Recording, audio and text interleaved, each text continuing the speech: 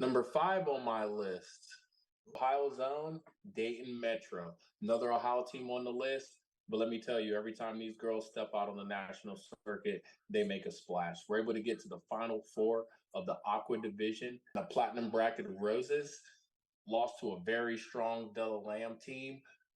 But at the end of the day, they have a deep squad with very, very good players. Abby Mater is a taller, more physically built girl who is able to get her shot off pretty much whenever she wants. Um, would love to see her become more aggressive because I think she's that dominant. If she would decide, when she wants to put her head down and go, there's nothing really anybody can do. We've seen glimpses of this brilliance of her game over the years. Julie Gordorf is a breakdown specialist, very crafty player who plays at her own pace, doesn't let people speed her up. Very good shooter and can create her own shot off the bounce. Mariah Goddard is a high octane guard, is able to pressure people, gets after people, as seen here. Dayton Metro playing against and some Lady Future some year or two ago. But as you can see, even when these girls were younger, a year or two younger, still two very aggressive, dynamic teams. Coached extremely well. I love the Dayton Metro team because they have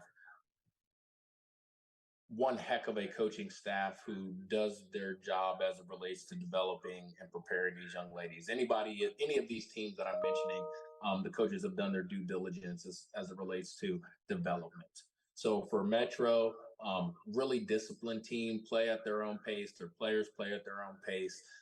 Really good at spacing, breaking people down, and making you make mistakes and making you pay for those mistakes. Always a nightmare for us to play them, but love it because they're such a gritty and good and disciplined team. There's so much my girls learn every time we have to see a team like this. So losing record against them personally, I think we're 1-2, but always great games. Always pleasure to see the coaches, and a number of the girls that even played for the All-American Watchlist. So I've gotten to see them up close on the national circuit. And Libby and Izzy, two of the more unsung heroes, can flat out play. They fill out the starting lineup as well as some very strong players that come off the bench. They have some size, they have some guards.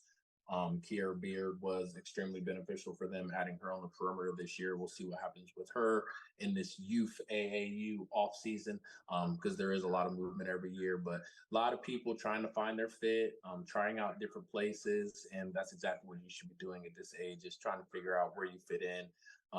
You're able to find a program where you're really comfortable with and you have coaches that are willing to develop you, not trying to recruit over your head. It's probably a good place to be. So grass is not always greener, but for Metro, continue the great work. We will continue following you guys. Looked as if they were primed to win Roses. I thought they were on a roll. They were looking really good. Just a couple plays short down the stretch. And that's what a lot of times these games come down to, is just a couple big plays. But that's part of the maturing process, girls learning, playing the game for experience. But we'll continue to follow and support these young ladies in their journey and wish them all the best.